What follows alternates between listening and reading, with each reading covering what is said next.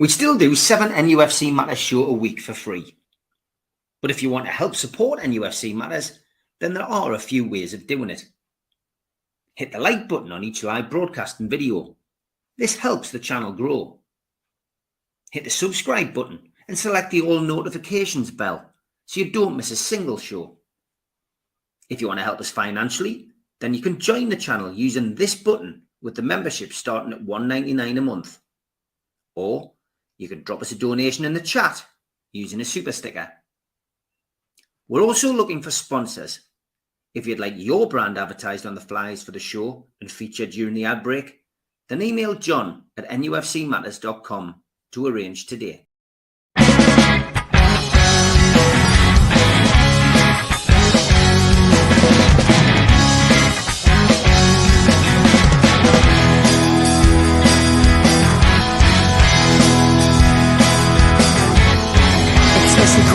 Taste with you well, you've gone sour. You want the world plus everything, but it won't work an hour. And now your questions are get creeping, and you go and buy her flowers. You throw away the dreams we had, boy. I won't allow it. I said we're gonna fall out. Let's see you get out. I think we're gonna fall out. So shut your mouth. Good evening, welcome to NUFC Matters. It is the professionals, better known as the show where Steve Wraith doesn't talk, and after Friday night, that's probably a good thing. Stu, great to see you, mate, and I know you wanted to go through the, what is it, APT, ATP, PSO, what's the timeline you've sorted out for us? I've lost count of all these three-letter suggestions to talk about on the show. Well, there's a lot being said, but I like to keep things very simple so I can understand them. So when I was watching you on Friday, I thought, I'll just start writing them down. So it's dead easy if I explain it the way I understand it. So then hopefully everyone else can, which shouldn't be a problem. So it goes back to the takeover in October 2021. Shortly after that, new rules were introduced by the Premier League, which were called the Newcastle rules, or affectionately called or slightly called the Newcastle rules, and that was to stop Newcastle's owners bringing in their own companies sponsoring our club to huge amounts to help give us a leg up, because that's not allowed unless you wear red. So that was the case. Then if we fast forward to earlier this year, the APT rules, associated party transaction rules, were again tweaked and strengthened by the Premier League in favour of the said cartel, but against, which was quite clear, against Newcastle, Manchester City, possibly Aston Villa, possibly Forest, anyone with a bit of ambition who was willing, with the owners willing to put extra money in to help their club improve, which is, I don't want to go down the anti-competitive route, but that's exactly what it is. Then shortly after that, Manchester City then challenged the associated party transfer rules, transaction rules, saying that they were lawful. Then there was a court case, and they were deemed unlawful in court. So unlawful is a very, very strong word in legal terms. So then after that, we're all talking about this is over the last month or so. The Premier League rallied around those opposed to Manchester City's success to tweak the rules that have been deemed unlawful. So they're still unlawful, but there hasn't yet been the judge's final decision and recommendations. So then Manchester City write to the other 19 clubs telling them, look, we will challenge this. What is being said is it's unlawful. If you shouldn't be backing this. Then the last Thursday, they voted 16-4 in favour of the Premier League. Now, that's, to me, 75% should be a resounding victory. However, it's not really a victory, because the laws are still, or the rules are still saying it's unlawful until it's finished. Now, the way they managed to get this through, because there's a question a lot of people have asked, how come the split was a lot more even than 16-4, was because of the shareholder loans. So basically, shareholders will put money at the club, calling it a loan, no interest, and allowing the club to spend the money. which again is not right. It's just very much parallel to an owner or an owner's company sponsoring the club for an inflated fee. It's cheating. It's a way around the rules, bend the rules. But a lot of clubs decided, okay, we'll go with this on the basis that these rules won't be pushed too hard. Now, for me, it was a general consensus of appeasement that the extra spending money had been created. But now the shareholder loans have until 11th of January to convert these into shares. So it's not a loan. It won't count against the PSR, which is it's a sticking point. How can use Arsenal, for example, one of their shareholders put 200 million at the club, but our shareholders can't put 200 million in the club unless like through sponsorship, but they could call it loans. We didn't go down that route. We tried to keep everything squeaky clean. And now, because they've tried to appease teams such as Everton, is give them this 6 to 7 week window to convince people, look, we'll give you extra shares in the club, but you're not going to get your money back. And that'll stop them being caught by PSR and allow them to keep spending. Where was our 6 to 7 week window when the takeover first happened? So there's a lot up in the air. There was 2 questions that come from it. Will Man City go back to court? Highly likely. So that's one thing. The Premier League by default admitting their error by their ways, because I think the phrase that was Mitch that used, they rolled back the rules to October 2021. So that was to try and appease everyone, saying, all right, they're admitting that for the last 3 years, they were holding, specifically us and Manchester City back. And by going back to that, everyone was happy. Now, this does give us a bit more leeway. It will give us a bit more spending money. But at the same time, could Newcastle take them to court for restriction of trade? Of course they could. Will they do that? That's highly unlikely because there has been loss of earnings or potential earnings. But I'm still of the thought, as I know Mitch is, that our owners are keeping their powder dry for a long time. And I've seen in the questions earlier, one was, are we doing it because they don't want to lose their place, the stadium, for the Euros in 2028? That's nothing to do with it. That's the Premier League. The Euros is UEFA, and there's nothing to do with it. We've got FIFA, who's the top one. We're sponsoring the PIF are sponsoring £100 million a year. So there's a lot of, I don't play chess, but there's a lot of chess moves getting played. But ultimately, the top and bottom bit is the Premier League, by going back to where we started from, have admitted they were wrong. So I expect Manchester City to challenge them, but they'll wait until the judges give his final rulings, and then it'll be a very nice Christmas, I would imagine, for us, and not so much for the others. That's my understanding of it all, simplified. Question there from Steve. He said, Stu, it's the interest-free loan now. It's okay, but it's not okay in the past, and that doesn't count now. It's a question really from Steve there. No, it's what had happened is there was many clubs, Arsenal the most prominent one, where the owners or part of the owners had given an interest-free loan to the club, allowing them to spend extra money. It's a bit like Man United and Tottenham being in debt and still being allowed to spend money. How is that fair? And we can't spend money, but we've got money to spend. They haven't got money, but they're allowed to spend money. So the interest-free loan, it's you can't give an interest-free loan. That's the whole point of it. Because if we had a shirt sponsor that was worth 50 million a season, and then we'll keep using Aramco because they're the most renowned company on the planet that are associated to Saudi Arabia. They said, we won't sponsor you 50 million, we'll sponsor you 250 million. There's an extra 200 million interest-free. But that's not allowed to happen. But the 200 million from Arsenal was allowed to happen with no interest. So if they're giving you the money, you've got to have a fair market value, as they keep talking. That's the FMV that's abbreviated to.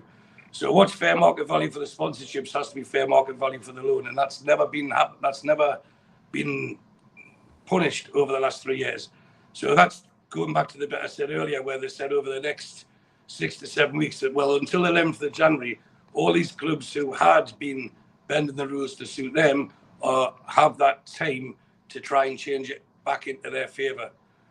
The issue that I've got is we were never allowed to do that to change anything. So that hopefully answers that question. It is corrupt. I mean, the word there by George, it's blatant corruption, and it wouldn't stand at all in a court of law. And I'm sure Nick DeMarco and many people like him will be licking their lips in anticipation if this gets pushed through. And it does show a lot of clubs have no ambition other than to stay in the Premier League. And you shouldn't stifle those who are willing to spend more to get to the promised land.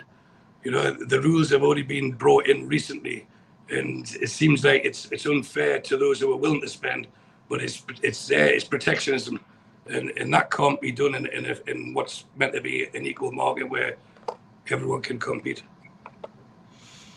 Mitch, we touched on this on Friday night show. You know, it's still relevant. A lot of people are surprised that Man City are quite quiet this week, haven't put a statement out. So again, just leaves people guessing and second guessing and speculating, which is never healthy. But yeah, Stu simplified it as he often does on the professionals, and a little bit more understanding for people, I guess, out there. Yeah, absolutely. That's still finding it amazing that these so-called legacy clubs, who went through the 80s and 90s spending what they want, racking up debt, are now suddenly concerned about other clubs overspending and getting into trouble. The irony is very much not lost on me. There's a lot of things which really are double standards within it all. I do find it fascinating that a lot of people in football, like Nick DeMarco, like Kieran Maguire, are now very happy to call it out in public. And that again shows the fragility of the Premier League's position, even with rewritten rules. The rewritten rules have been cobbled together very quickly from the rollback. I think there's still fallibilities and limitations within them that are challengeable. There's no doubt about that. Man City's silence, if I was the Premier League, would worry me greatly at the moment. You've got to wonder what's coming next. They're in that mode now where they're gunning for the Premier League, and I think they'll keep going until something rather major happens. Stu's also right about jockeying for position within the politics of football. Man City spent a long time cozying up to UEFA via one way or another, alongside PSG and their runners from Qatar. And eventually the lads at Qatar put themselves into a very cosy position. Our owners have gone above that and gone into FIFA, which is a difficult place to go because FIFA have proved time and time again they're no angels either. And that when it comes to football and finance, there's a lot of skeletons hidden in a lot of closets. And it's a very political, with a small p, way going on. But I can guarantee you our owners will be very good at playing that game. Okay, lots of comments coming in. Thanks for that, as always. Chippers, by the way, Ipswich have just scored a brilliant goal, 1-1. Manchester United. They were going to win. They were going to win everything after they gone 1-0 up after a few minutes, and suddenly he's got that look of Erik Ten Hag on his face, the new manager. And it is Sky Sports coverage of Man United is pathetic. But yeah, we should expect that anyway. Lots of comments coming in. As I said, Anthony says now the APT rules have reverted back to 2021. Would it not be prudent to announce some new sponsorship deals to assist with this year's PSR to spend in January, Stu? I believe they have funds to spend in January, and I think, and again, it's just my personal opinion, they're holding back for a definitive answer before they start announcing major sponsorships. Because if they start putting sponsorships down and then the rules change, which could have been hugely in our favour, it's too late. The sponsorships have been signed, sealed and delivered. So I think they're holding back as far as they can. And come January, I can't see them spending a huge amount on more than one player. You know, they might sign maybe 1, 2 or even 3, but the main crux will be on, for me, will be on one main player. And they've got the funds for that. They clearly have the funds for that. Because if we go back to a new financial fair play, PSR, whichever acronym you want to use at the moment, cycle of 3 years. We start 3 years now, as we did 3 years ago, where the club is generating a hell of a lot more money than it was 3 years ago. Even if you just look at Adidas, even if you look at match day revenue, even if you look at TV income, even if you look at sponsorships, UEFA Champions League money, there's so much more went into the pot. And I understand wages have went higher, but at the same time, there is plenty of money there to buy enough players, to buy at least one big player. And I think that the key of it was that we know there was a protracted transfer wrangle in the summer where that money would have went down, and there was no way after what happened at the end of June would they have bid that money and then tried to sell someone in the meantime to go through it all again. Because I'm quite certain that they would have been told in no uncertain terms will the club's reputation be held accountable again, like it was at the end of June. It looked unprofessional, and that's something that won't sit very nicely at all with the owners, not just in Saudi Arabia, but with the Reuben brothers as well. I feel like Groundhog Day asking this question, really, Mitch. But Stu saying there we've got plenty of money, money there to spend, and we've got owners, who are one of the richest owners in the world. But as we know, we're hampered by the rules. And Eddie Howe, in his press conference once again on Friday, was playing down the fact that the transfer window would bring much to the table. Now, again, this is Groundhog Day, because I know your answer, because I know what you can say, yeah, but he's not going to say we've got this and that and the other to spend. Harry Enfield loads of money. Well, it is. But when he's told us the truth in the last two transfer windows, he's told us the truth. And I found the fascinating question asked, and I'm glad, because it's a question everybody would have been shouting at the TV, saying, oh, yeah, Eddie, what about this? Craig Hope asked the question. So a lot of fans feel that we had chased Gahey for £65 million. So a lot of fans feel that there's £65 million at least in the pot to spend in the January transfer window. And what Eddie said was, well, no, that's not my understanding. And that's not my understanding with regards to how much we bid for him. And again, you just think, are we being set up again for another negative window? And again, you know what it's like. People will go up a height if we don't spend money in January. Even if we've got no injuries and we're sitting in the top four, people will still groan and moan because we haven't spent money in the transfer window, and will be saying it's down to the rules. And I certainly would counsel to be dampen your expectations in January. I said that a couple of weeks ago. But you've got to look at why. And one of the reasons is we've been shit sellers over the last few years. We've been appalling sellers.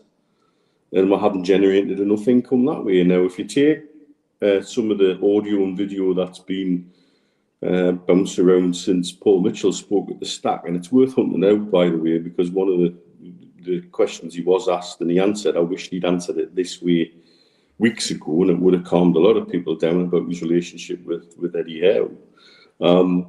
But he made it quite clear that the sales is an area that needs to be worked on, not just from a PSR perspective, but from keeping the squad refreshed and squad management. And I think a sale or two might generate potential. Would have to then bring somebody in, and that would free a few things up. But it's a super difficult window to be sellers in to the level that we need to be. And another fallow window, if we feel that that's appropriate, takes us to the summer where we've got players coming up to contract and a lot of player churn potentially happening. And that's where we'll need a hell of a lot of money to do so.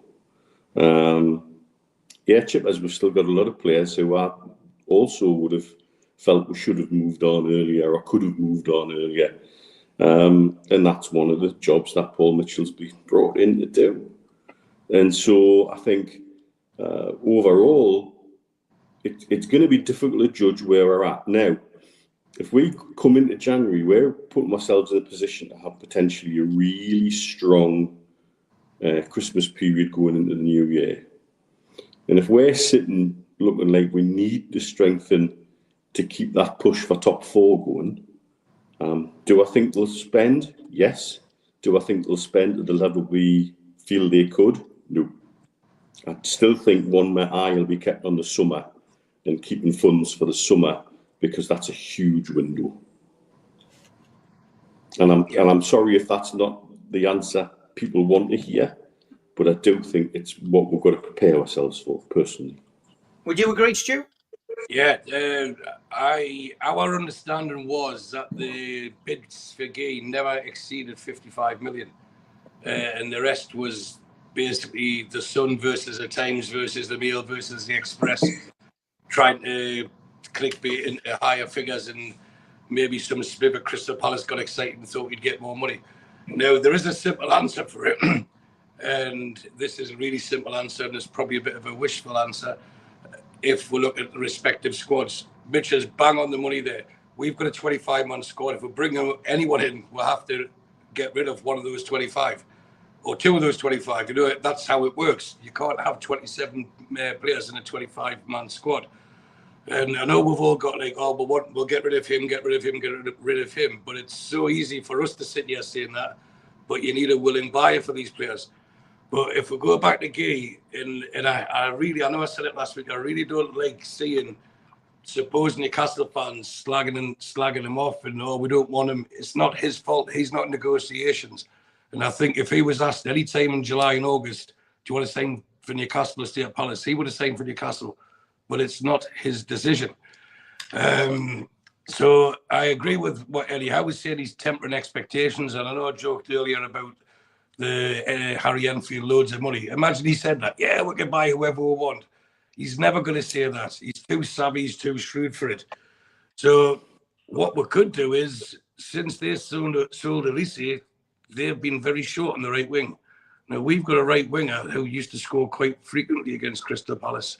So he might be held fondly in their eyes, in higher esteem than what he is in certain Newcastle fans' eyes.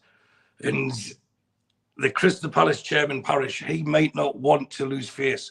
So we could always do it where we say we've paid 55 million for him, but we've sold Mr. Almiron for 20 million. You know, there's ways you can do it. If you look what happened with the Elliot Anderson transfer in the summer, you know, you can pay more, but in realistic terms, we might already say, right, we offered you 55. We're not even going to go anywhere near that now. We're going to offer 40, but we'll say we'll give you 55 if you pay 20 for Miggy. You know, there's ways around it that can do it, and it creates a win-win for both clubs. Because irrespective of the fact that Crystal Palace did manage to sell a player or two in the summer, the people who have ownership of Crystal Palace are there for one thing only, and that's to make as much money as they can. And they've got a short-term vision rather than our owners' long-term vision. So that's a big difference. And I still, with Mitch, talking about the getting into the Champions League and stuff, and everyone's aware that I had a sizable bet on that at the end of last season, thinking that we we're going to have a very productive summer transfer window, which we didn't, but we are still capable. And I do remain optimistic that we can qualify for the Champions League, but there has to be an element of caution because by the end of this year, calendar year, so after Christmas, we would have played Tottenham, Man City, Brighton, Arsenal, Aston Villa, Liverpool, and West Ham, who are all top 10 teams, irrespective of where they are in the league at the moment. All those teams I've just mentioned, I'll repeat again: Tottenham, Man City, Brighton, Arsenal, Aston Villa, Liverpool, West Ham. We've played them all at home, which means in the second half of the season, we have to play all those teams away. And that's where it makes games like tomorrow even more crucial to get points on the board. And I'm sure Eddie Howe is fully aware of this also. And we can't have any slip-ups. I mean, if you look at yesterday's the Man City 4-0, I'll give you an example. I've mentioned before, my son supports Tottenham, and I was speaking to him a couple of weeks ago, and he said, you know, this phrase Spursy, he says, I'll tell you something about being Spursy. We've got Ipswich at home next week and Man City away the week after. He says, I've looked at the odds and it was 67-1 for Tottenham to lose at home to Ipswich and win away at Man City. And I said to him, only a brave man or a stupid man would put that bet on. And guess what happened? Tottenham lost at home to Ipswich and they won away at Man City. That shows the inconsistencies of the league, or how we can take advantage of it by being consistent. And the only way you're going to get consistency in this league is having momentum. And unfortunately for Manchester City, watching them yesterday, they looked bereft of ideas. They looked a yard short. They looked like, hang on, we're Man City and we shouldn't be in this position. And they were devoid of ideas, to be fair, of how to get out of it. There was no one rolling the sleeves up. And what I thought was shameful for a Pep Guardiola team is players were hiding. When someone had the ball, they were hiding behind another player. So, look, I'm moving, but you can't pass to me. And that's great. But if we've got the momentum, we did play well against Everton. We did play well against Brighton. And we have, look at the games since then. Chelsea away, we competed, although we got beat. But look at the 3 games since then. The performances and results have matched. Now, if we can get that consistency momentum going, leading up to Christmas, we can be right up there in the top 4. And that makes things totally different come this January transfer window, where I think there could be an extra 10 or 20 million quid chucked on the bonfire just because other teams aren't finding that consistency. And if we've got it, the momentum taking us against these same teams I mentioned, playing them away, it's a different Newcastle United if they're sitting 3rd or 4th in the league and like 1 or 2 losses in 15, 20 games coming up to Newcastle who are losing away and winning at home. And it makes a big, big difference. So, I mean, I know we'll talk about the West Ham game tomorrow, but it's of huge importance that we deliver a statement in that game. And then I think the Crystal Palace thing will take care of itself the week after. We will go through the whole league why teams are up and down, but 2 or 3 wins in a row will elevate you up this league, and then it's up to us to maintain it. And we've put ourselves in a good position, even though we've struggled from the first part of the season. We are based on fitness, intensity, the press, and our players weren't up to any level of fitness. Now they are. And since he challenged them, you want European Champions League football, you think you're a Champions League player, go and prove it. Well, for me, the response and the results have answered his call, and there's no reason why we can't go on an extended run. And I said that before we got beat at Chelsea, we could go on a long unbeaten run in this league. And if anyone watched the Liverpool game today, that shouldn't if they play the same way, that shouldn't hold any fears for us in the packed St James's Park on a Wednesday night. So although I'm not going to say we'll win every single game, we can definitely be in the talk for Champions League, and let us go under the radar. Let other pundits, so-called pundits who don't want us there, ignore us and talk us down. We've been there before, only 2 seasons ago. So there's no reason why we can't collectively. And now what we do have is a little bit more strength and depth.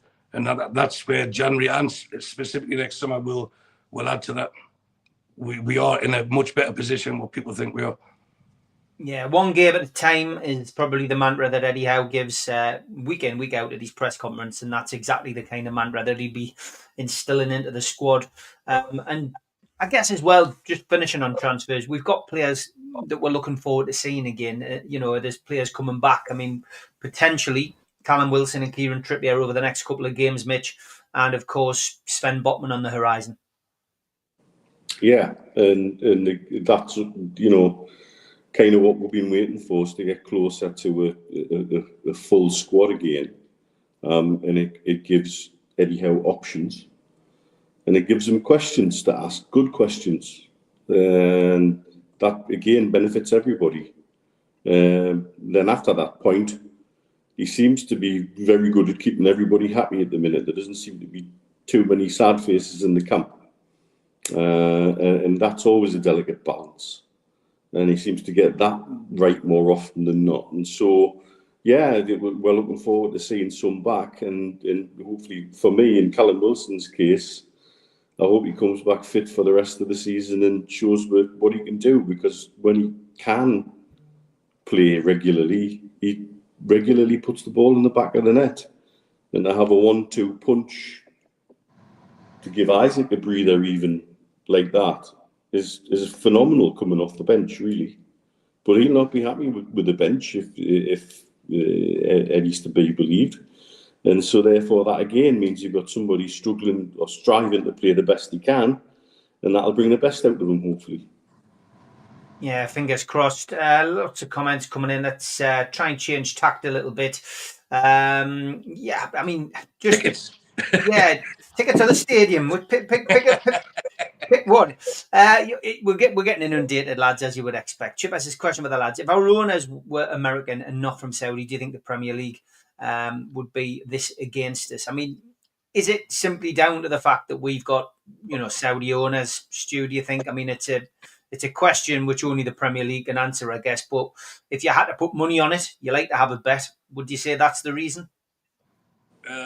Well, not every bet I put on wins, obviously, but if I had to put money in, I would say there is a yes. I would say yes. It seems to me there is a smattering of xenophobia there. I don't want to keep saying, as Mitch says often, oil money bad, Arab money bad, American money good. But the Arab money is real money. The American money is borrowed money. So what's good and what's bad? So it's. I mean, it's opening a can of worms. If you want to go down racism or Islamophobia or anything like that, it's a much bigger picture than that, and it's a lot more complex than we could do a talk on it. We'd still be talking about it without exaggerating for the next 48 hours non-stop, just with us two on the screen here. But at the same time, they're not helping themselves with some of the decisions that are being made. Now, I agree with the question. Had we had Bill Gates or Elon Musk, I nearly said Elon Musk there, but Elon Musk, if he had bought Newcastle, would there have been as much pushback? I don't think there would have been. And I think that answers the question. You're agreeing, Mitch, as I expected? I've said this plenty of times on plenty of shows. The fact of the matter is some of the people, again, who write about football finance regularly never say it that bluntly, but it's implied. Plenty of times it's implied. And there is this seeming fear of influence from the Middle East, simply because they know the amount of money is vast. The other thing that baffles me about the Premier League is they're very happy to take money from all sorts of spurious sources, allow clubs to have shirt front sponsors who may or may not, in some cases, exist, who go bust, who disappear, who have almost a Trotters independent trading line of doing business. And they're very happy to pass them as sponsors, as partners, as in some cases investors in clubs. It's even worse below the Premier League. The Football League's fit and proper person test. I think Paul Pot could probably pass that. It is. They just seem to let anybody own clubs because they're that desperate for money into the game. But if they're that desperate for money into the game, why aren't they coming to Man City and us and our owners who want to pump money into the Premier League in one way, form or another? Yes, of course they want to pump that money into their own club.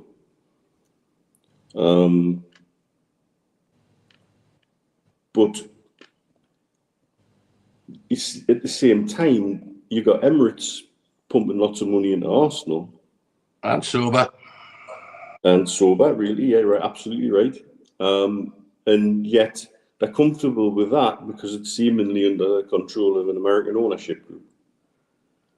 It baffles us. It baffles me that they don't want high-end businesses investing in their product and their properties and their brand in this day and age, when they're absolutely happy to let Tom, Dick and Harry from Vietnam, who may or may not exist as a company, who may or may not have a website you can actually access, who maybe partaking in betting practices that are actually illegal in the UK, and therefore you can't access their website from the UK unless you're using a VPN.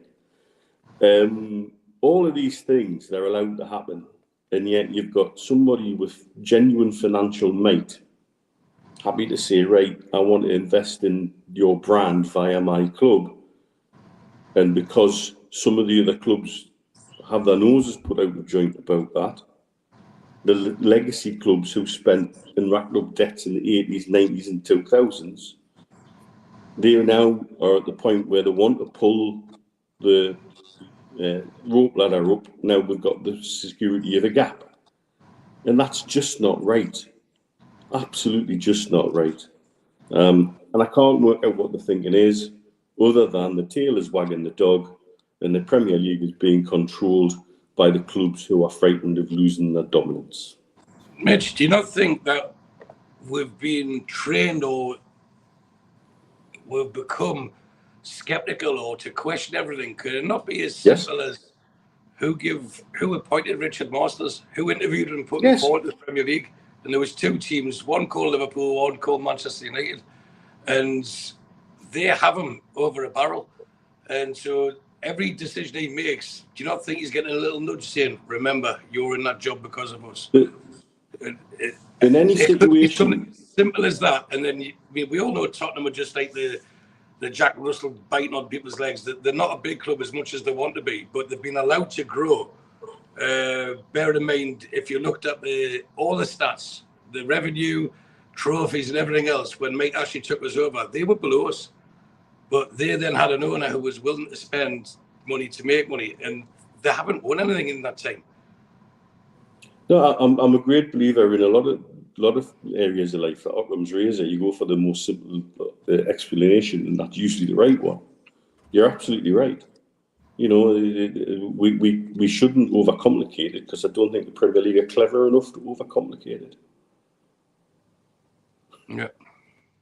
Okay, good stuff. Got a couple of minutes before we get to the interval. Just a little comment, I guess, on another sacking in the Premier League. Stu, Leicester's manager. Now I thought you'd go Mitch and he'd come out with a quip like he looked like he was in a stranglehold or something. But constantly in a headlock. Constantly in a headlock. That was last year's joke. This is the thing with the Premier League now. And it is all about survival. And it goes back to the original question where when Mitch was talking about the sponsorships getting approved, it's like a little pat on the head. Okay, you can have that. Don't worry about it. You can have that. As long as you side with us, we'll let that pass through. Now, that won't get questioned because you're not a threat. But at the bottom, there's a real fight for survival, because it all comes down to one thing. Clearly, it's money. And Leicester, it's not just, you can't blame Leicester. It happens every single year. It's a gamble, but you're talking about tens of millions of pounds worth of a gamble. Some clubs do it and succeed, and they manage to stay up, and they get the new manager bounce. Other clubs, they're too far gone, and they change the manager and it ends up costing the money, and they still go down. But if you asked, I feel like Les Dennis or Max Bygraves, for most of us watching, or Bob Monkhouse, if you asked 100 people in the streets, name 5 clubs that will get relegated this year, I think 99 out of 100 would pick the same 5 clubs. So there really is a few jostling, a very small few jostling for a few positions there that they don't want. Maybe there's 5, possibly 6 teams fighting for 3 positions. Numbers, get this right, 17, 16 and 15, because 18, 19 and 20, the trapdoor opens. And that's the issue. I revert everything back to sales, but sales is based on 2 things. It's fear of loss or hope to gain. And that's why people buy things or they take risks, like what they do by getting rid of Steve Cooper, who to me at Forest proved himself to be a very competent manager. Now, considering he had wholesale changes on that squad when they had to bring in 20 plus players and say, right, keep us up. You know, even after 3 months, people are in the change room saying, well, what's your name, mate? And he still managed to do it. I think he's capable of that level.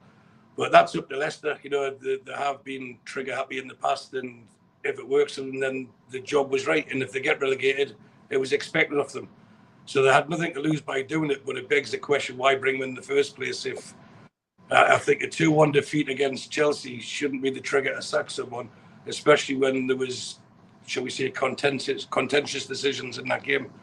But that's how Premier League chairmen are. Some are very trigger happy. Some are a lot more take the emotion out of it and be a lot more savvy with it. But it's a shame for Steve Cooper, but I'm sure he'll get another job, possibly in the circus or something, but he'll get another job. He'll get another job, Mitch, and he'll get handsomely paid for failure. He should be quite good in the WWE, shouldn't he? You shouldn't say handsome and Steve Cooper the same sentence. No, look, I think there's more to this than meets the eye. I caught the second half of the Leicester game yesterday, and there was a genuine unrest in the stadium. The crowd weren't happy. So, I mean, I've not really been paying much attention to Leicester this season, to be fair. But when you get that kind of atmosphere in the ground, you know it's not, the manager's not for long.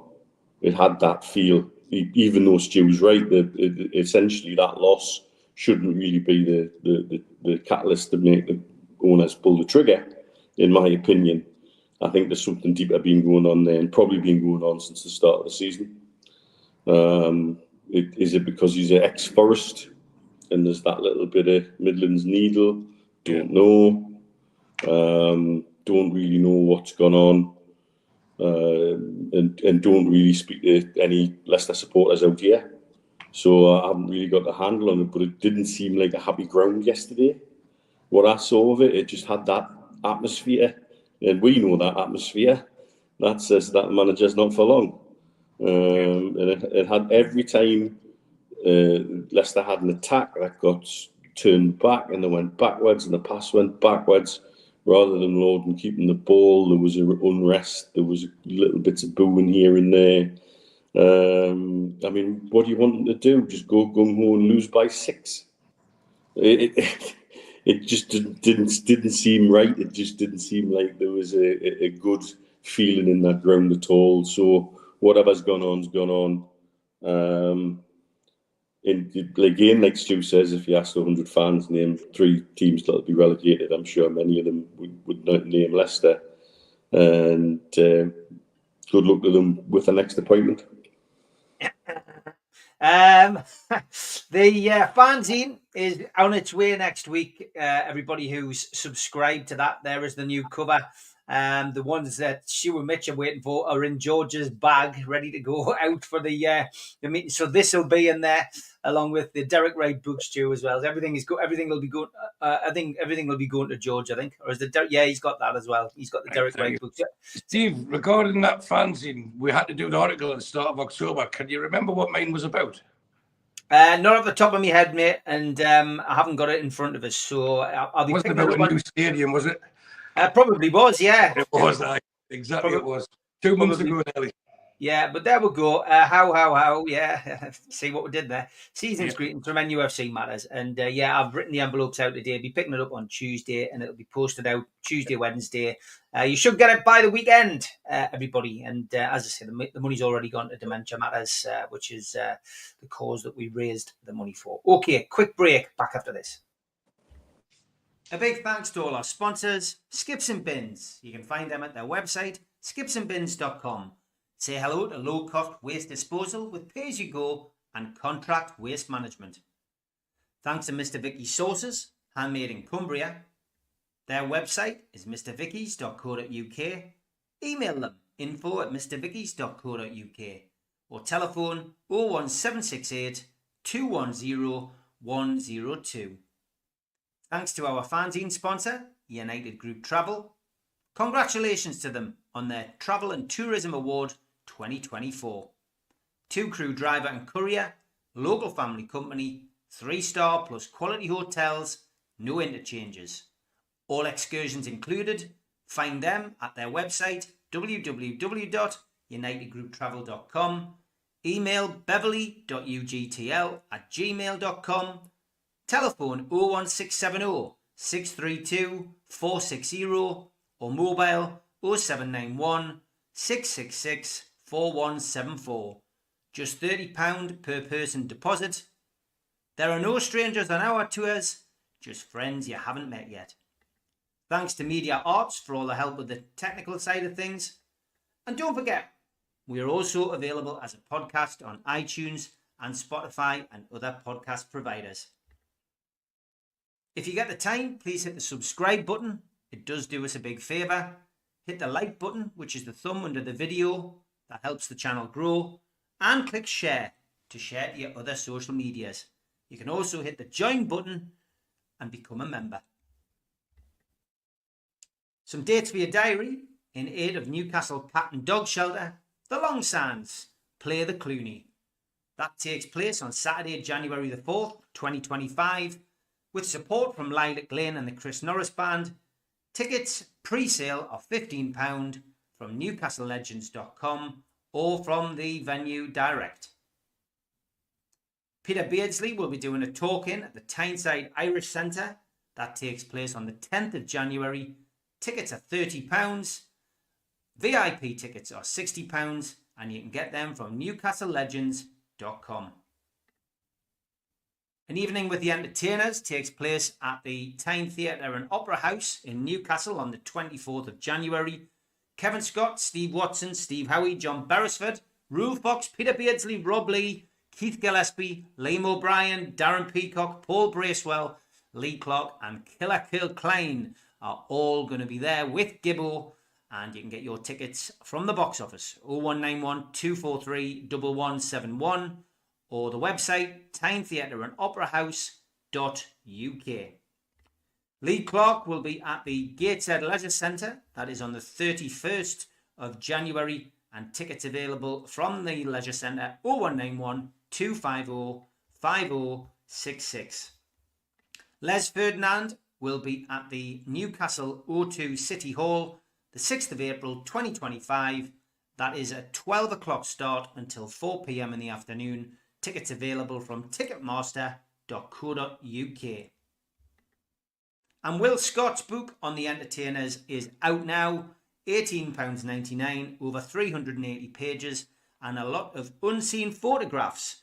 You can buy that book now from newcastlelegends.com. And we do have some fanzines remaining. If you want to buy an NUFC Matters fanzine, issue 1 is still available, again from newcastlelegends.com. And please take your time to flip onto our other channel, The Word on Blake 7. Please hit the subscribe button and help that channel grow. Lots of people talking about transfers. Barry sent this in earlier. He's up to 42 on his list of players that Newcastle have been linked with for January. He says, I loved it. Some guy linking us with a 38-year-old Sergio Ramos today because we need some experience in the defence. I would rather have George Mitchell, says Barry. And Darren, we did cover this earlier. He's saying, hi, Steve, Mitch. Let's not talk about stadiums tonight. Can I ask the lads, do you think Newcastle should take the Premier League to court and stop messing around? We talked about that really in the first half of the show. I think we'll move on from that. Let's talk a little bit of football. Lee Jones' question with Botman hopefully back shortly. Would the lads sign a centre-back or put all the money into a right winger and possibly a centre-forward in January? Do we need a centre-half with Botman coming back, or does it depend, Stu, on how fit Botman is? Bearing in mind we've got Lascelles coming in as well. Again, he'd be there as cover, but will be on his way, I would imagine, in the summer. Do we need to focus on a centre-half, or does it depend on Botman's fitness? Well, before we start, there was a Darren there, and I forgot to mention at the start of the show, my very good friend Darren, it's his birthday today, so happy birthday to Darren. Happy birthday, Darren.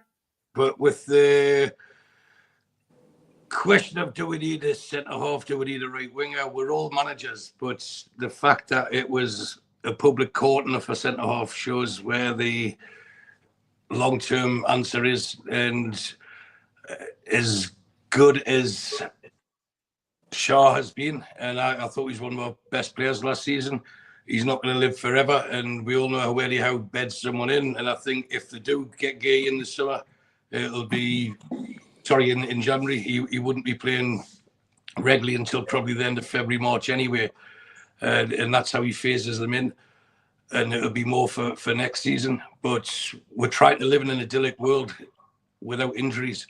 of course, we need strengths. You know, if you looked at the moment, everyone says Liverpool are going to win the league because they're 8 points clear. I remember a team that were 12 points clear coming into Christmas and didn't win the league because they didn't have the squad depth. And that's something where you have to be very, very conscious of with the injuries. If you took Virgil van Dijk, an injury to him or an injury to Salah out that team, they wouldn't be anywhere near as important force. So the addition of a centre half, it's all right saying we've got people there, but what you're doing if you're bringing people in, they have to be of a higher quality. And for me, a centre defence partnership of a back to full fitness Botman and Mark Gay after a spell of tutorage from Eddie Howe and his coaching staff, I think you've got the two fullbacks, Livramento and Hall. We've got a defence to be reckoned with. And that could be, for me, that's enough for the defence at that stage. We know Shaw is out of contract. They might give him an extension. Does he want to go maybe to the Middle East for a payday, maybe to America for a quality of life? You don't know. We don't know the players to speak to and ask what's going through their heads. Is he happy to be a bit part player when he's played such an important role for us for the last 6 or 7 years? So we have to evolve in what it's very easy for us as fans because that's what we do. We get emotionally attached to players, but you have to let the club evolve and bring better players in and look at the long term. And we've got to bring the average age down, especially for the way that we pay a full pelt. We need younger, fitter players. And if Gay and Botman is our centre half pair, and I don't think too many would be complaining about that by the end of the season or by going into next season and beyond. So I do think they will buy a centre half, but they won't just go and buy one for the sake of thing. And again, it seems to be a common trait on the show, but it is like most nights when we're sitting in the bar together. I'm in full agreement with Mitch. It's something he's mentioned previously, is don't be shocked to find a signing coming in from France or from Germany. Paul Mitchell uses his extensive scouting network, and he will unearth the diamond. He's done it many times before, and the fact that he hasn't signed for us, he has signed, although he's joined us. He hasn't become employed by Newcastle United, not to spend money for 2 or 3 windows. You know, he's got his own reputation, and he would have been given certain assurances when he first came, but we don't want to relive the last few weeks of the last transfer window. But they did right to pull out and not be held to ransom. And I think they will have a plan B, a plan C, and a plan D. So, yeah, they'll spend money, and I do think they'll get a top quality centre half. Whether it's Gay, who is the preferred option, clearly, or they'll have a backup in mind. Mitch, thoughts on the centre half position? Are we going to be, happy with Botman? I mean, there's 2 big windows coming up for Newcastle, ins and outs. Are we going to chase a centre half, in your opinion, in January? I said a couple of weeks ago what the penny dropped with me with this potential signing of Gay was about creating a generational back four with Botman, Gay, Livramento and Hall. That could be the platform for us for the next 5 years quite comfortably. That becomes our Dixon, Adams, Bold, Winterburn that Arsenal built success on. So I kind of get that. And I think January, it's about the price. If somebody's available at the right price, we'll always attempt to add them to the squad, I think. I find the discussion of loan signings, Hall has shown what an astute loan with an obligation can do, but also that we sometimes have to be patient with those. Don't expect them to come straight in and make a difference. So I still preach caution for January, just because the summer window is such a big window, and for a number of reasons. And I think most of the planning will revolve around that. Opportunities coming up, well, Lyon is the one that stands out, facing potential relegation. They've got a fire sale to have. ahead of June 30th next year. Could we raid the best of their young players or the best of their talent that could make a difference to our squad depth? Do you know? We've got the right man in place who would decide if they were able to or not. But I'm happy to let him make those decisions. French football in general seems to be all over the place financially, and I do think that's where the value in signings is to be had still. But I just don't see January being a bumper one. A smart loan with an obligation, though, does seem to make sense to me.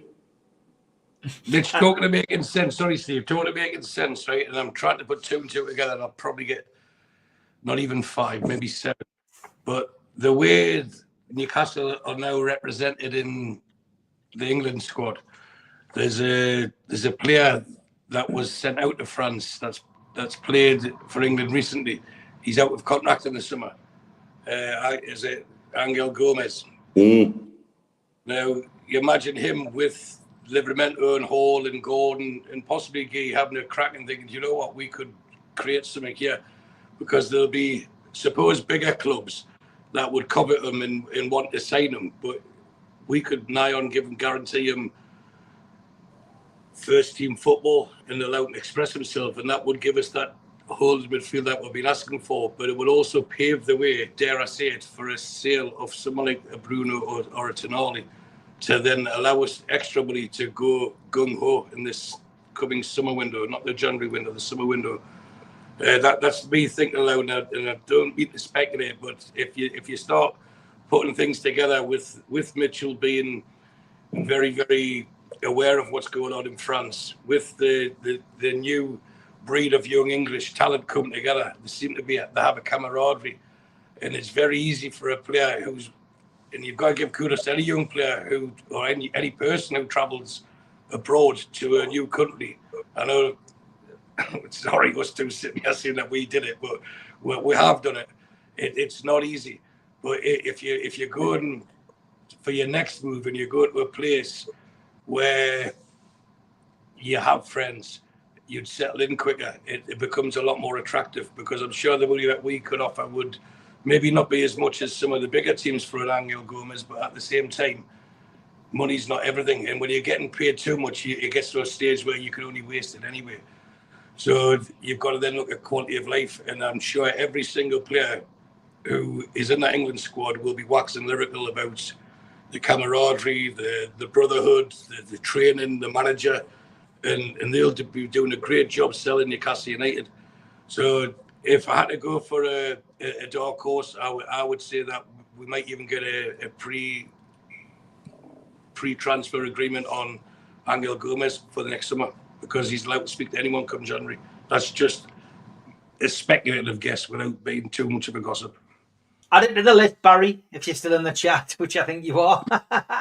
Denise says right wing and centre forward, top of the list for me. Lots of people want to go back into the whole, ownership thing. Magpie Ranger asks this: what do the lads think about part of the law for the independent regulator is to stop clubs being owned by sovereign wealth funds? Does that mean we could be in danger of losing our owners? Do you think the Saudis would walk away, Stu, if the laws changed? You can't just suddenly do that and stop people owning a club. They can't respect the laws anyway, so they can close the door afterwards, but they can't take it back 3 or what would be 4 years and say, sorry, you have to give your club up. Imagine the law. If you talk about legal cases, imagine that. Okay, well, we put this much money in, our potential or projection earnings would be this. And what is it that Yasser Al-Rumayyan said? He spends, we use pounds because that's the common denomination. We'll spend £1, but we expect to get 3 or 4 back. So all in all, they've probably invested now on $1 billion into this club since they took over. So who's going to pay them the $4 billion back? So that wouldn't affect us in the slightest. It might affect future takeovers, but it wouldn't affect Newcastle United. Yeah, agree, Mitch. Absolutely. And another thing that's worth noting, for all the government wanting to make the right noises and appease the right people and be seen to be in this wonderful altruistic possessor of the spirit of the game. Writing laws into the Premier League rulebook like that is government interference in the practice of the sport and would therefore disqualify all of our clubs from international competition. They can't do it. It's as simple as that. They put rules like that in, that's government interference, and that goes against FIFA and UEFA guidelines on running football. Now, the minute you have governments interfering with how the national team works or how the National League works, then they don't want you in the competitions. So get out of that if you can. It's just more white noise to blow smoke up the right people's arses. I just read the comment on the bottom there, and I thought, thank God your dad's not on the panel. But then I realised it was your dad that put the comment in when he was talking about being independent, because there's no such thing. They're chosen by people to represent them. And I know George has said it far more eloquently than I just did there. But I didn't realise it was your dad's comment. I just read the notes and then didn't see who said it afterwards. About it being an independent panel. Of course it wouldn't be an independent panel. Lots of people asking about legal action and stuff like that. Lee said, question by the lads, could it be that we're waiting until after the next Euros before we start taking the Premier League to court, as we want our ground to represent England and won't risk losing that? And will there come a time, says John, when a club or a group of clubs from Villa, Tyne, City and Forest take more concrete action than taken so far? Surely the status quo needs to change on the back of fairness. Well, I'd answer Lee's, which I'd answered Lee's before, so that shouldn't affect us at all. But there's something for those who had watched Keith when we did that professional special, and regarding the clubs won't or can't take them to court, but for example, a group of fans could, but the clubs could support them, and it depends on the appetite of certain clubs and the willingness to rock the boat. And I think we've got owners who don't want to rock the boat. What they will do when they eventually do step into the water, they'll turn the boat upside down if need be, and they've got the capability to do that, but they don't want to rock the boat. And I think it's not over yet, even with this appeasement of rolling back the rules and giving us a little bit more wiggle room. It's still not enough, and it's still illegal. And whichever way you dress it up, it's illegal. So our owners, I believe, are doing the right thing, and they've done the right thing. They've never tried to breach any rules. Since they took over the club more than 3 years ago, they've played everything by the book, but they're still entitled to their say. So if they side with Man City because they think it's illegal, then they're entitled to do that. That doesn't mean they're rocking the boat. But if it comes in, like, if you just think of something stupid, you can't wear black and white shirts at home, something ridiculous like that.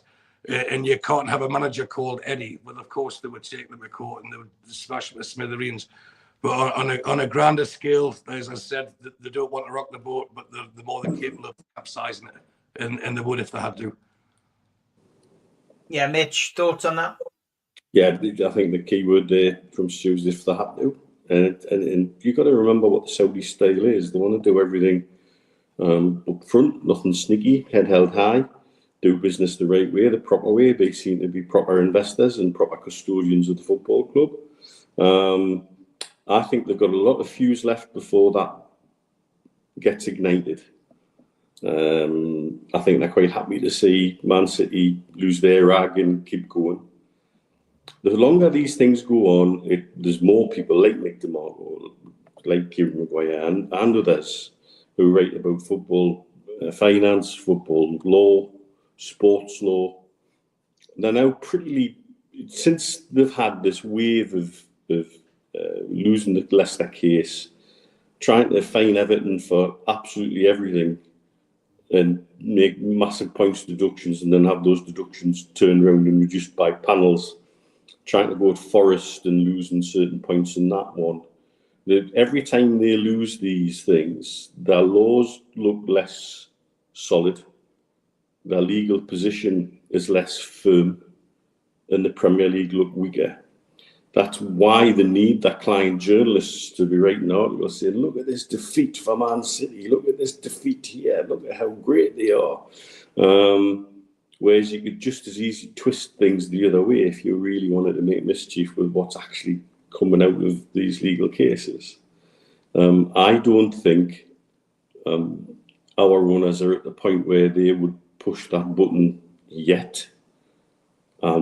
If I was the Premier League, I would be very concerned about what would happen if they did, because you've got to remember they've got 10 times the money and then some behind Man City's owners, and that wouldn't be a legal battle that the Premier League could even tolerate.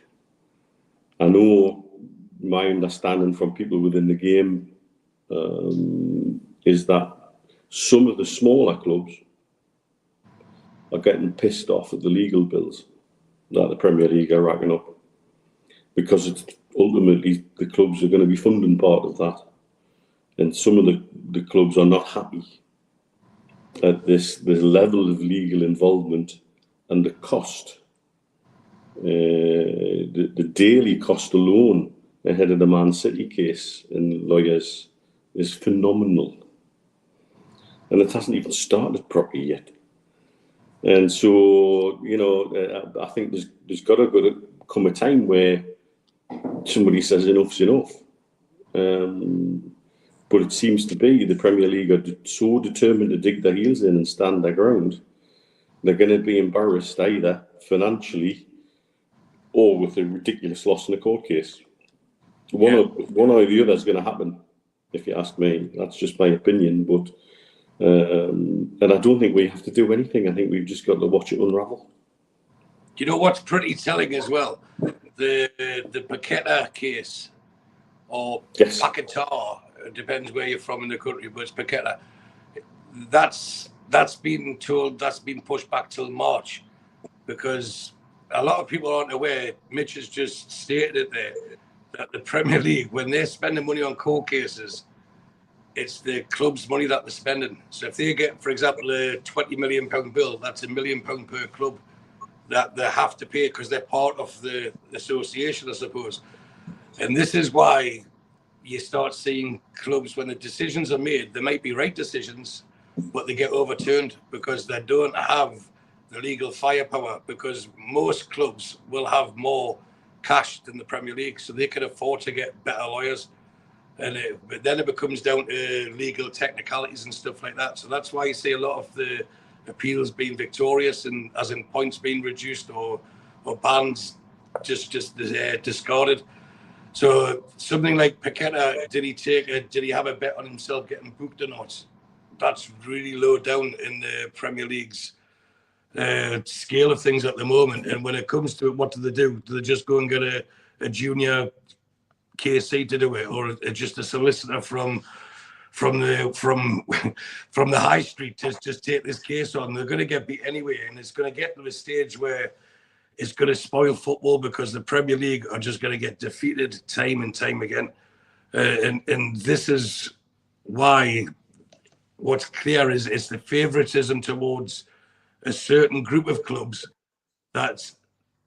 who are in a position of strength. They don't want fair competition. And ultimately, the fans are the winners, and the fans proved that with the European Super League. They'll vote with their feet, and they'll stop watching it. And the Premier League got so big, it's starting to eat itself now. They started to believe that they were untouchable. And then as soon as teams come along and want to, I don't want to use the phrase rock the boat, but want to start eating at the same table. And some, Chelsea, Man City, actually started taking the bigger share off the table. It wasn't liked. And we'll always refer back to that quote, we cannot let another Leicester happen.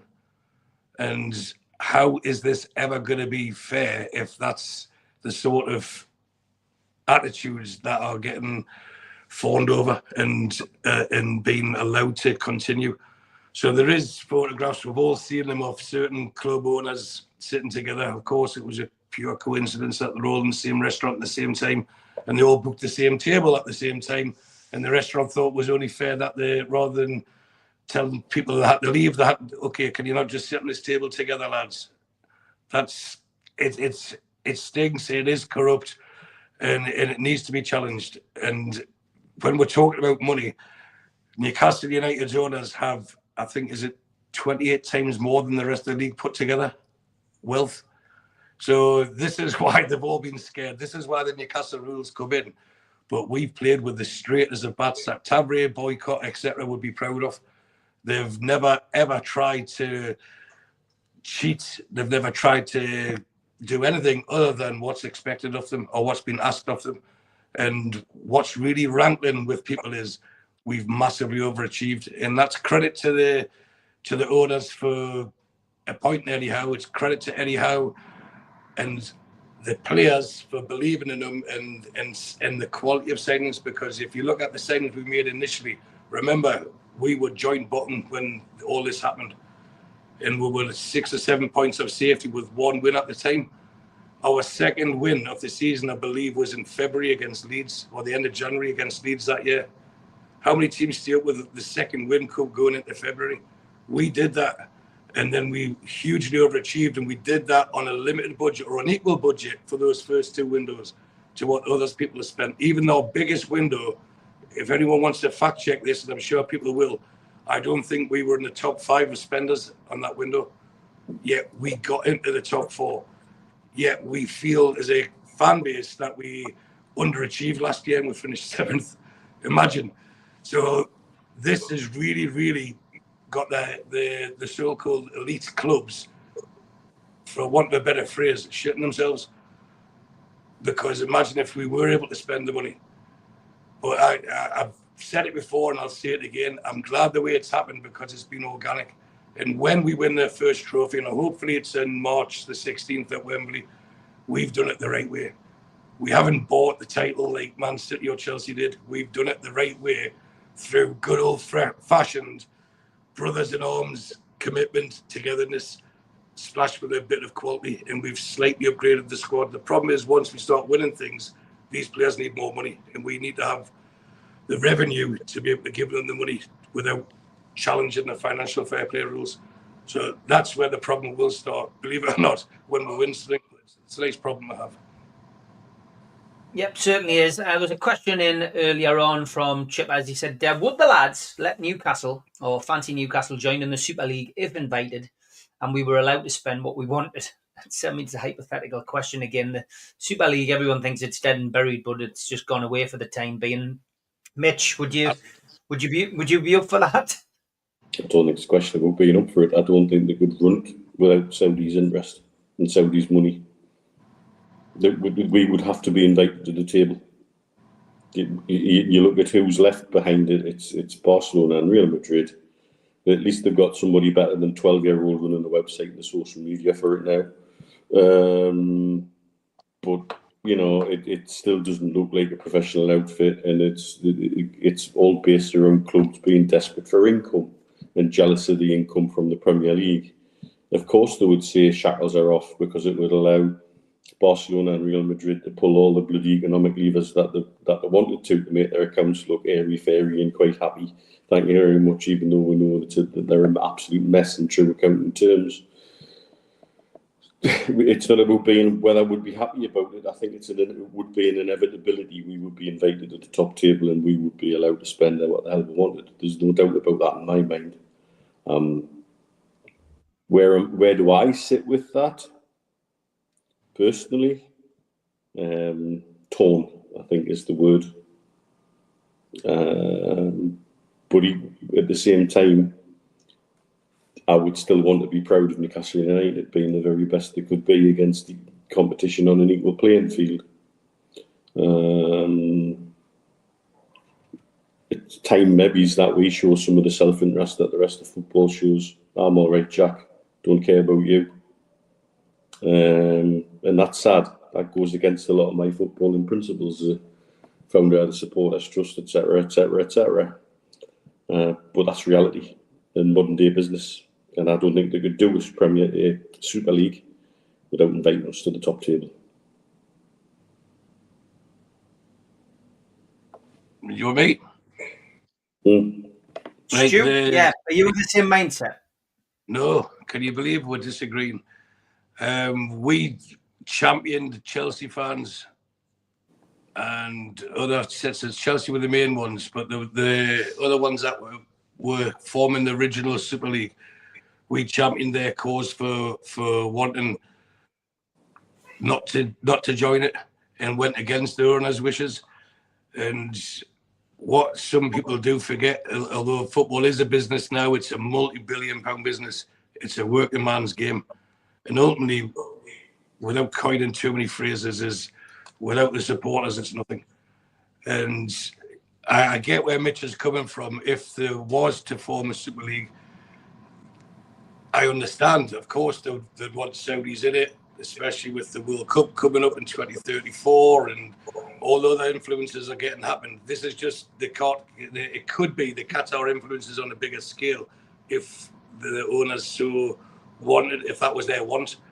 But I still don't think they want to do it that way, where they're open to criticism, they're open to conjecture or having fingers pointed at them. For me, it could work the other way to what Mitch suggested. I get it. It's a money game, and if that's where the money is, that's why they bought us, and that's where they would go. And now the romantic in me would say they would turn it down because they want to be loyal to the Newcastle fan base. But the flip side of that is, or alternative, not the flip side, the alternative side of that is maybe they would try and form this without the nasty Saudis. Because if they were getting in with allowing to spend as much as they wanted, then there's only one winner of their new Super League. And they'll be careful what you wish for. There's a lot of ifs, buts, and maybes in all of this. But it was quite telling, is it Perez in charge of Real Madrid? He's come out recently and he's banging on that it could happen again. But that's because he wants it to happen again. The fans have to vote, and how many people would want to watch football like where there isn't an away fans? And I know American football, it's different with the traveling and stuff like that. And I know Mitch is very big on American football, but when you watch those games there, they are a spectacle, they are a TV event. But you don't get many away fans at the games. You know, you don't get a hardcore 5,000-6,000 fans that travel to each game home and away as what we can in the Premier League because of the size of the country and the economic factors that get taken into it. So you can imagine the Super League. For us, it'll be fantastic for a year or two. People will probably bank up themselves, remortgage the house, sell the dog and everything just to say they've watched Newcastle United in Europe. But the novelty would wear off. And it would come to a stage where playing Dynamo Minsk away is not a must go-to game, whereas playing away to the Bournemouth is a must go-to away game. And the TV-wise is great, but if there's no fans in the stadium or less fans in the stadium or even empty seats in the stadium, then that hits the figures, and then that's getting back to the phrase I used before: their football starts eating itself. Even Mike Ashley was aware of that when he gave 10,000 free tickets away. You need bums on seats. And if the man on the street who never gets listened to decides, well, I'm not going there, my opinion really isn't important, what's the point in going?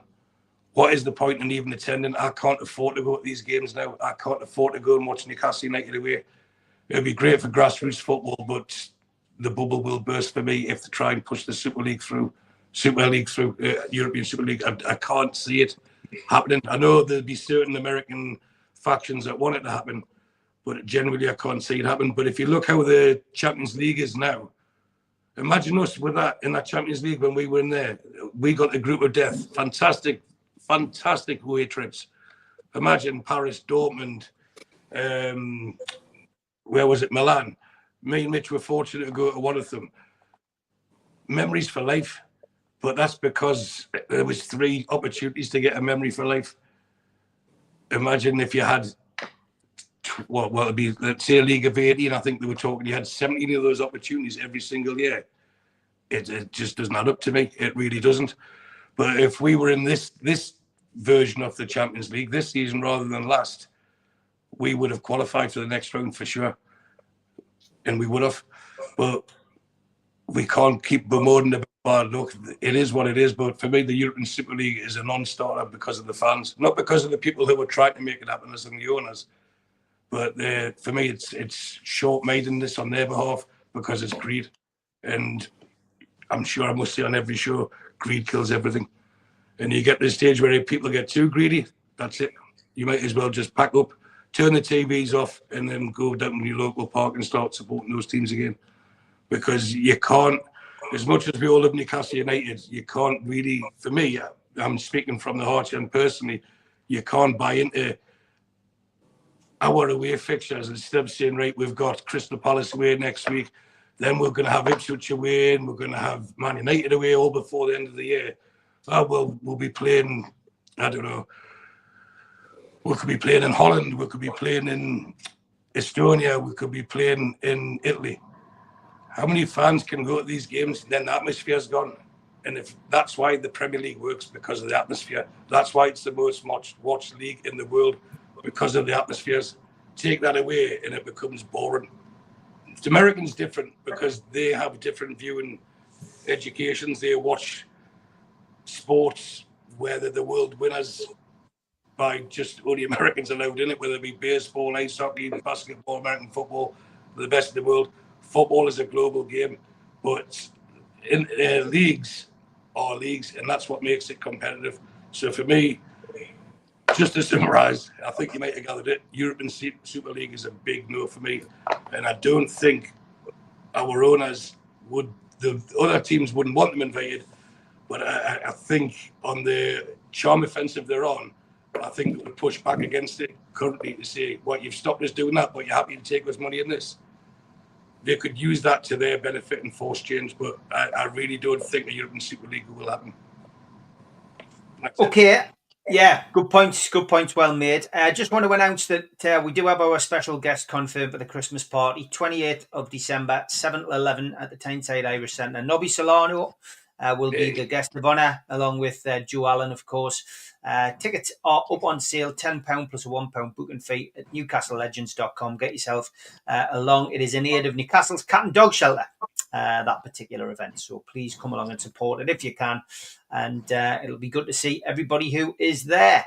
Okay, we've got a game to look forward to, lads, on a Monday night. Stu is going to join the fans forum for a one-off appearance tomorrow. He can't make Wednesday night, so that's great to see Stu coming on the fans forum tomorrow. That'll be at the slightly earlier time of 5:45. So please come and join us and hear what the lads have got to say. Yeah, Stu, we know what Mitch's dice said, and we know what Mitch's prediction is. So we will come to you and ask you for your feeling. We know you're going to go 3-1, but is it not one of those potential banana skins? I mean, it's a question that, that Eddie was asked at his press conference. West Ham's, we're looking at their form, we're looking at our form, but we've seen it already again this weekend. If you don't play to your highest levels and don't keep that consistency, you can come a cropper in the Premier League. Well, without wanting to sound like Eddie Howe, every game's a tough game in the league. And for those who follow me on Twitter, you'll know I'll post pictures most mornings when I'm out walking. But what I have been doing is frequently walking at evening, but it's quite difficult to show a picture of pitch black.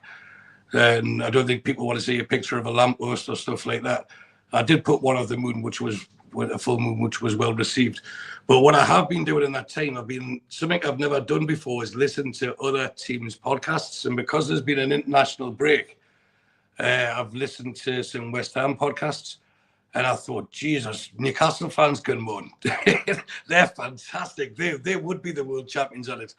And to a man, I must have listened to maybe 12 different podcasts, 12 different West Ham fans' opinions. And I think the lowest score that they gave was a 3-0 win to Newcastle. That's how pessimistic they are about this. And looking at the table, I think they're only about 6 points below us, only 2 wins below us or something like that. But I had the misfortune of, when I was in Dubai a couple of weeks ago, after the brunch, I was with a West Ham fan, a very good friend of mine, Mitch's Les, and he's a West Ham fan. So I promised him come to the brunch and I'll go and watch the West Ham game with you. And it sobered me up. I watched West Ham versus Everton, and I swear I thought I was falling asleep standing up watching it. And if that West Ham turn up at St. James tomorrow night, it'll be a rout. None of this, Newcastle will, when they're expected to win, they don't win. Those days are gone.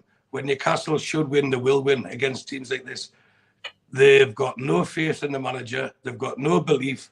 They've got no willingness to fight for each other. They've got no legs in midfield. And I might be building myself up for the biggest fall ever. But yes, if you prediction-wise, of course, I've done 3-1. And if anyone else wants a bet, I've done 4-0.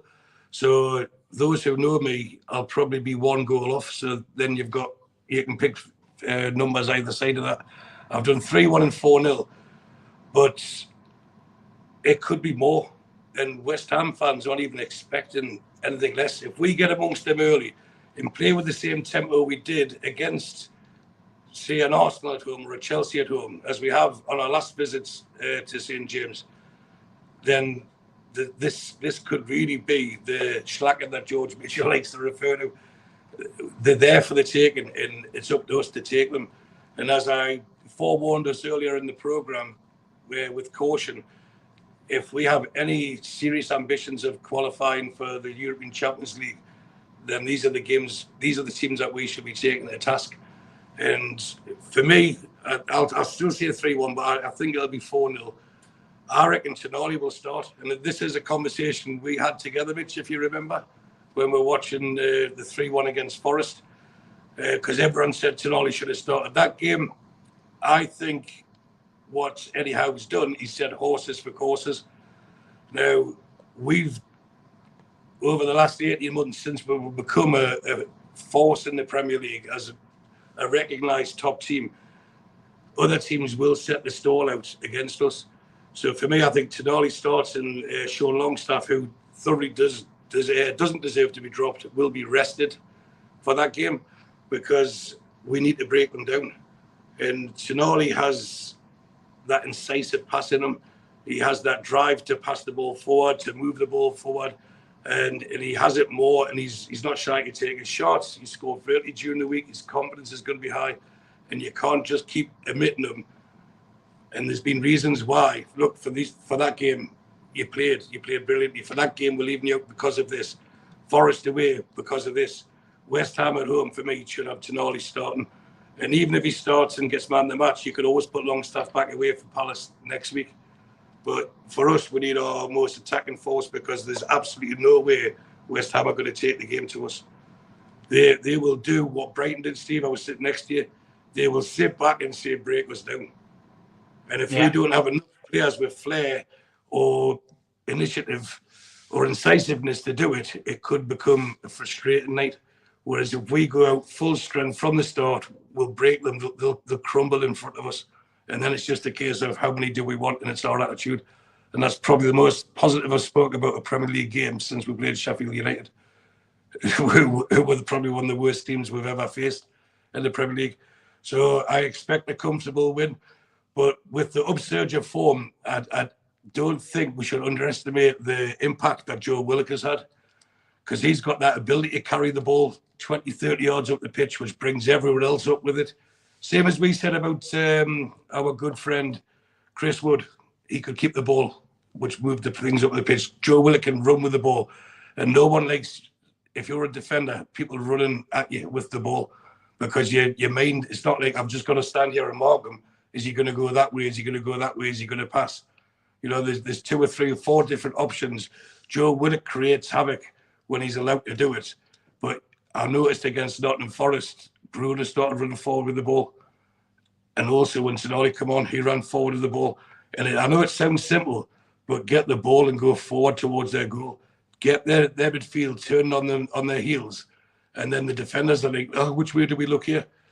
It disrupts the opponent's shape. And for me, Willock's been crucial in that change. And long may he stay fit. But we all know that Kelly will come in for Dan Burn. I would put Tonali in for Longstaff. And again, no slight on Sean Longstaff. I just think this game is set up for a more attacking midfield. And I think we should win very, very comfortably. And if I win 3-1, I'll be delighted that I've won the bet, but I'll be disappointed with the scoreline because I think we should win by more. Newcastle could go 6 tomorrow with a win against West Ham. So Stu's gone for an optimistic 3-1, 4-0. I went for 2-1. And just a reminder, Mitch, what did you go for yesterday? Your own prediction? My own prediction, I can't remember, to be honest with you. Oh, so you can change your mind. You said a Penman. You said a Penman. There you go. You said a Penman. You went 3-1. Great show, lads. Thanks, as always, for doing it. And apologies to David Hetherington in the chat, who doesn't like it when I'm not seen, despite the fact that sometimes I'm not on the same computer or the same camera. Unfortunately, David, that's just I know you like to see us, but I cannot do it. And it's not. He said I was being disrespectful to you, lads. No, I think you look good as you are. 5:45 Fans Forum tomorrow night. See you then. Take care, lads. See you then, mate. Cheers, everyone.